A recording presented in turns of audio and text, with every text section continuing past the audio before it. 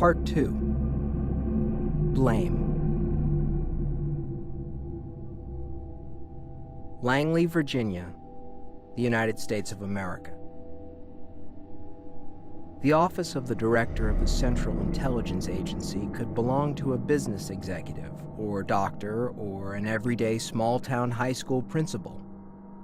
There are the usual collection of reference books on the shelf, degrees and photos on the wall, and, on the desk, an autographed baseball from Cincinnati Reds catcher Johnny Bench.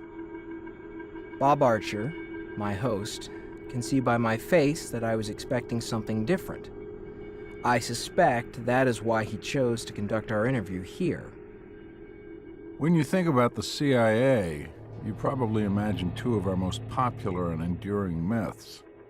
The first is that our mission is to search the globe for any conceivable threat to the United States. And the second is that we have the power to perform the first. This myth is a byproduct of an organization which, by its very nature, must exist and operate in secrecy. Didn't the plague originate in China? It did, as well as one of the greatest single maskirovkas in the history of modern espionage. I'm sorry? It was a deception, a fake-out. The PRC knew they were already #1 surveillance target. They knew they could never hide the existence of their nationwide health and safety sweeps. They realized that the best way to mask what they were doing was to hide it in plain sight. Instead of lying about the sweeps themselves, they just lied about what they were sweeping for. The dissident crackdown? Bigger. The whole Taiwan Strait incident. The victory of the Taiwan National Independence Party, the assassination of the PRC defense minister, the build-up, the war threats, the demonstrations, and subsequent crackdowns were all engineered by the Ministry of State Security, and all of it was to divert the world's eye from the real danger growing within China. And it worked. The Chinese were that good. And we were that bad. It wasn't the agency's finest hour. We were still reeling from the purges. You mean the reforms? No, I mean the purges, because that's what they were. When Joe Stalin either shot or imprisoned his best military commanders, he wasn't doing half as much damage to his national security as what that administration did to us with their reforms. The last brushfire war was a debacle, and guess who took the fall? We'd been ordered to justify a political agenda. Then when that agenda became a political liability, those who'd originally given the order now stood back with the crowd and pointed the finger at us. Who told us we should go to war in the first place? Who mixed us up in all this mess? The CIA.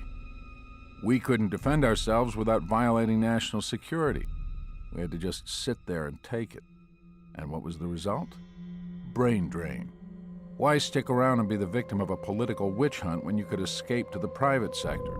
Fatter paycheck, decent hours, and maybe, just maybe, a little respect and appreciation by the people you work for. We lost a lot of good men and women, a lot of experience, initiative, and priceless analytical reasoning. All we were left with were the dregs, a bunch of brown-nosing myopic eunuchs.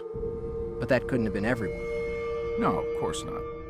There were some of us who stayed because we actually believed in what we were doing. We weren't in this for money or working conditions, or even the occasional pat on the back. We were in this because we wanted to serve our country. So you knew what was really happening? No, I couldn't. There was no way to confirm. But you had suspicions? I had doubts. Could you be more specific? No, I'm sorry. But I can say that I broached the subject a number of times to my co-workers. What happened? The answer was always the same. Your funeral. And was it? Yep. I spoke to someone in a position of authority. Just a 5-minute meeting expressing some concerns. He thanked me for coming in and told me he'd look into it right away. The next day I received transfer orders. Buenos Aires, effective immediately. Did you ever hear of the Wormbrunn Night Report? Sure now, but back then. The copy that was originally hand-delivered by Paul Knight himself, the one marked Eyes Only for the director, it was found at the bottom of the desk of a clerk in the San Antonio field office of the FBI 3 years after the Great Panic. It turned out to be academic because right after I was transferred, Israel went public with its statement of voluntary quarantine. Suddenly, the time for advanced warning was over.